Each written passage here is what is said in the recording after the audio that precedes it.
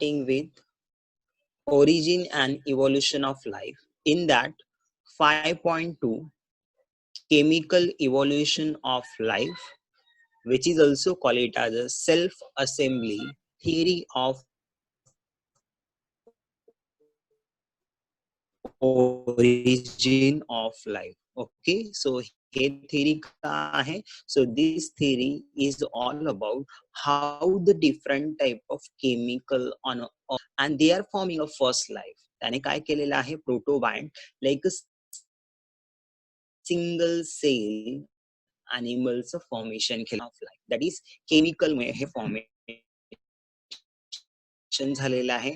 And self assembly theory of means that different type of chemical on and forming a single cell of a life, that is protocell. Okay, मग तेच point ह्याच्यामध्ये दिले बघा. Okay, so आपण ह्याच्यामध्ये थोडस point wise जाऊया का आहे या थेअरी मध्ये. ओके, थेअरी मध्ये मी तुम्हाला आधीच सांगितलंय जसं name according to that name. Okay, according to that name या थेअरीचं पूर्ण एक्सप्लेनेशन आहे. म्हणजे या थेअरीमध्ये आपण काय काय बघणार आहे. So in that theory we will see about how the different type of chemical and how the earth formation is a take place, then how the different type of chemical are forming a earth crust, then atmosphere, then how the atmosphere are formed, then after that formation of atmosphere, how the hydrosphere, that is water, is coming on a earth, and in that water how the chemical are aggregated to forming a single life of a cell. Okay, so in this topic we will study about that. So now we will go to the point wise. So the first point, according to this theory, life originated on earth by a combination of several chemical through a constant chemical reaction over a long period of time. This theory is also called it as a self-assembly. Okay, self-assembly theory of origin of life or biochemical origin of life. Okay, बघा ह्याच्यामध्ये तेच point दिलेला आहे जसं मी तुम्हाला आधीच सांगितलं.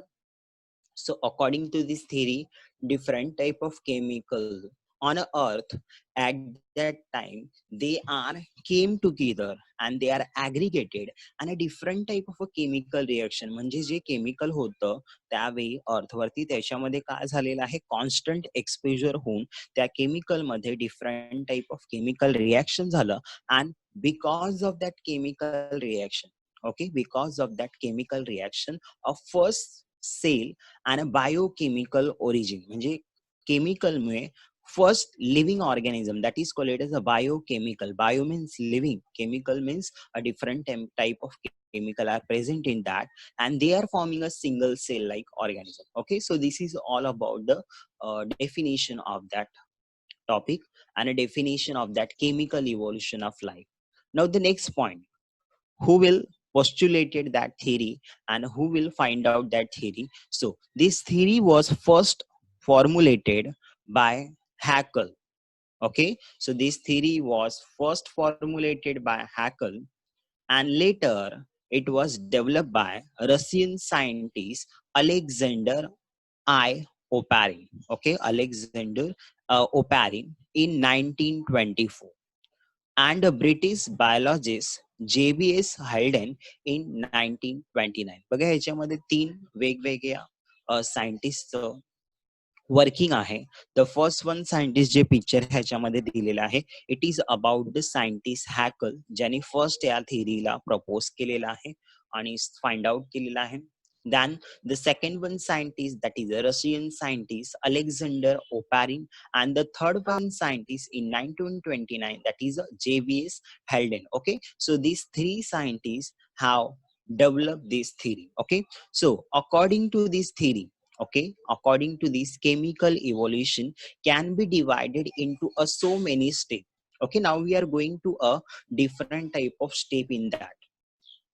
The first one step, that is chemical evolution of life, जे पहिलं step होतं, the first step is origin of earth and its primitive atmosphere. So what we will see in that theory, okay, so in this point we will see about how the earth is formed, म्हणजे जे अर्थचं formation झालेलं आहे ते कुठल्या year मध्ये आणि कसं झालेलं आहे ते आपण ह्या स्लाइड मध्ये किंवा ह्या पॉइंट मध्ये बघणार आहे. This point is nothing but the origin of earth and its primitive atmosphere, म्हणजे अर्थचं फॉर्मेशन आणि अर्थच्या आजूबाजूला जे ऍटमॉस्फिअर आहे त्याचं फॉर्मेशन कसं झालेलं आहे ते आपण ह्या थिअरी मध्ये बघणार. Okay, so now we will go with the point wise. The origin of universe was explained by a Big Bang theory. Okay, okay, ह्या थिअरीचं तुम्ही थोडंसं नेमिंग वगैरे ऐकलेलं असणार आधी पण. That is called it as a Big Bang theory of Gergis Lemaitre in 1931. Okay, what happened in that theory? So according to a Big Bang theory, which is formed about the 20 billion year ago. Okay, according to a Big Bang theory, there is a big titanic explosion is a take place on our universe. आपले जे universe आहे त्याच्यामध्ये एक बिगर टायटनिक explosion झालेला आहे. Okay, मग तेच point बघा ह्याच्यामध्ये दिले आहे. According to a big bang theory, universe originated about 20 billion year ago by a single huge titanic explosion. That explosion is called it as a Big Bang theory, पण त्याला नाव दिलेलं आहे.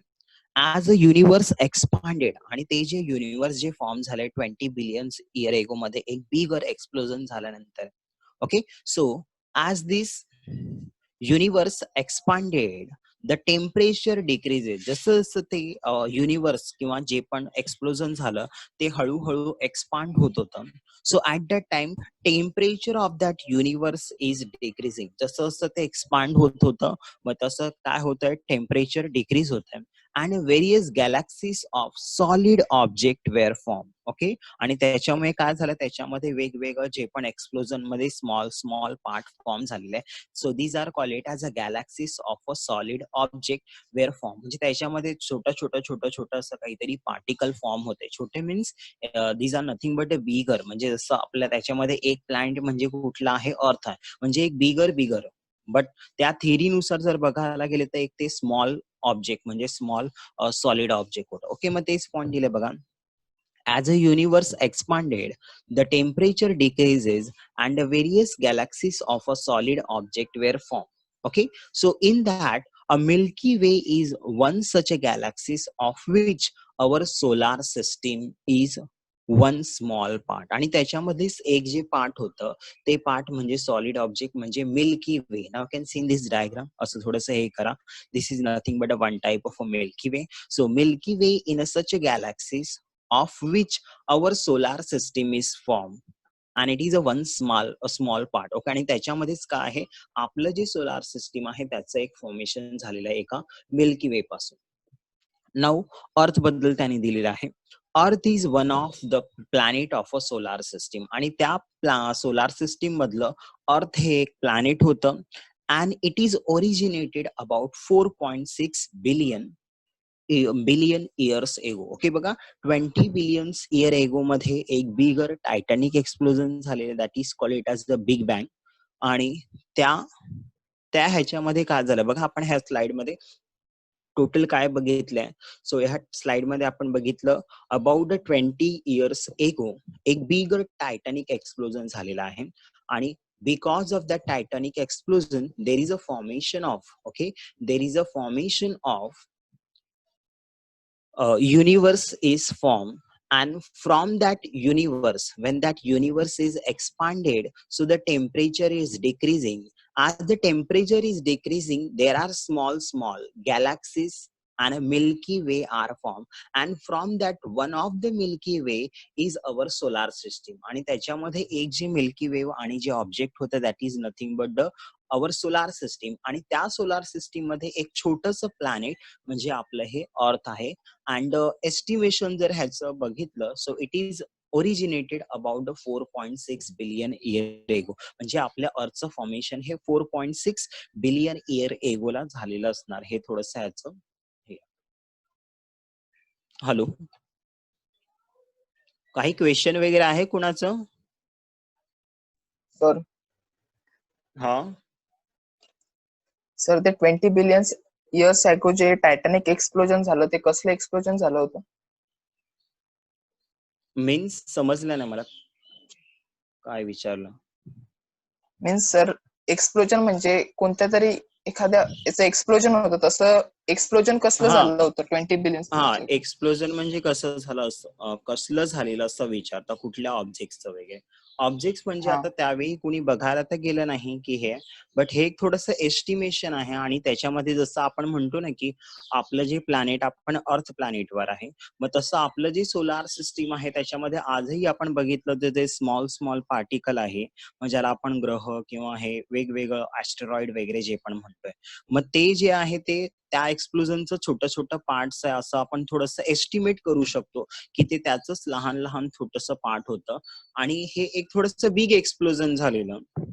म्हणजे ते जे कंटेंट आहे, जसं ज्याच्यामध्ये आपलं अर्थचं प्लॅनेटचं फॉर्मेशन झालं, सनचं फॉर्मेशन झालेलं आहे.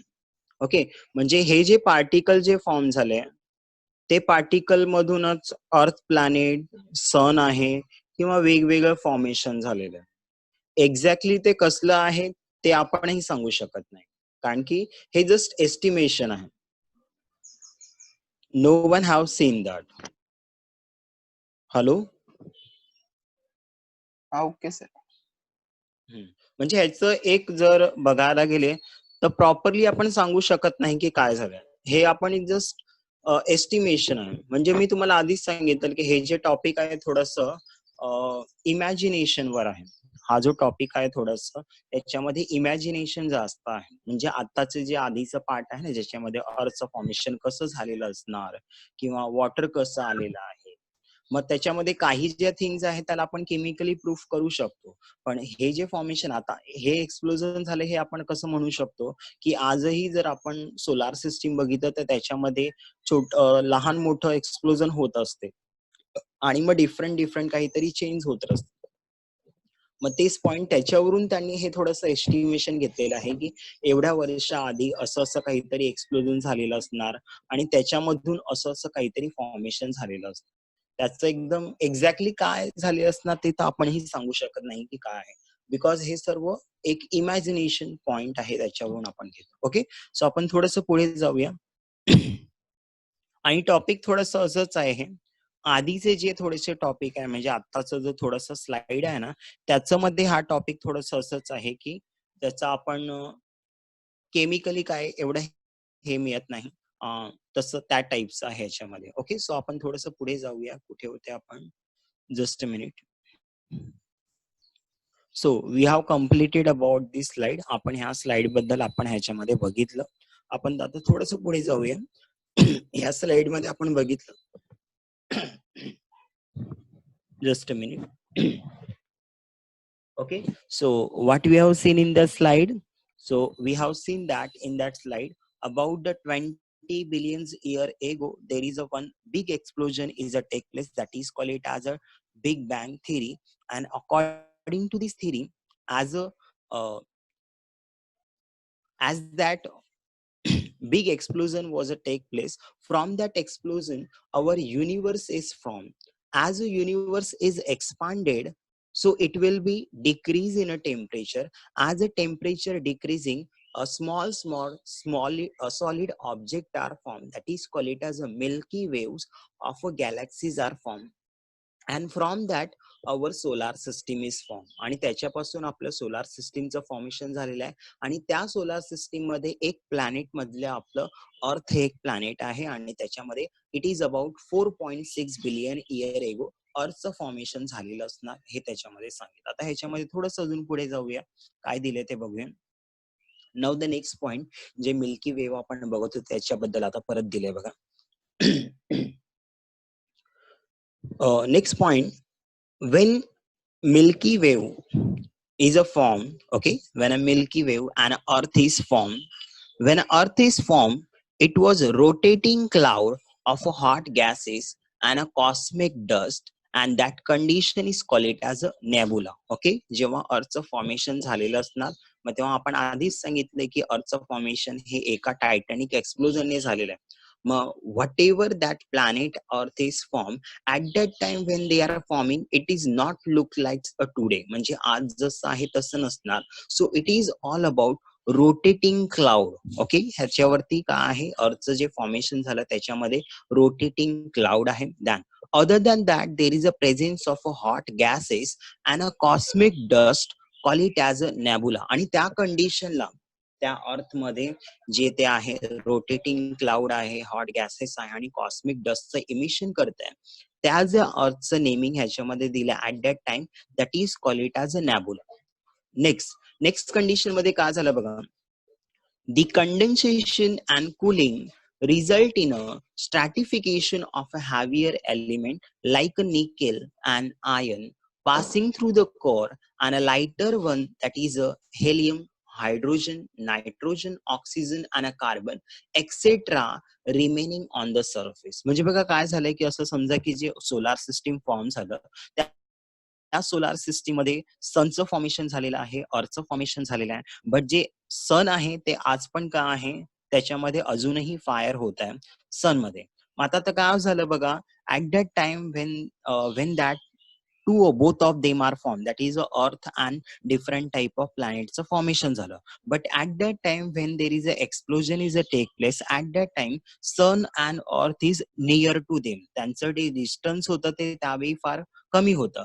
As that distance is increasing म्हणजे जसं जसं जे अर्थ आहे ते सन पासून लांब लांब जात आहे, so as a result there is a decrease in a temperature is take place. म्हणजे अगेन काय झालं बघा, अर्थचं जे टेम्परेचर आहे ते डिक्रीज होत आहे because it is going away from the sun.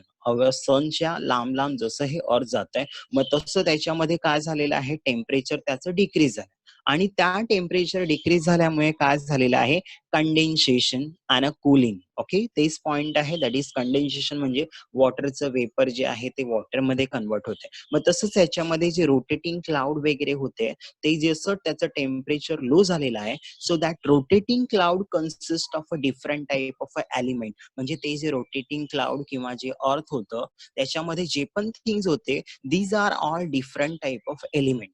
Okay, that element is like hydrogen, helium, then nitrogen, oxygen, then iron and a nickel. But out of that different type of element, some of the element are heavier in a way.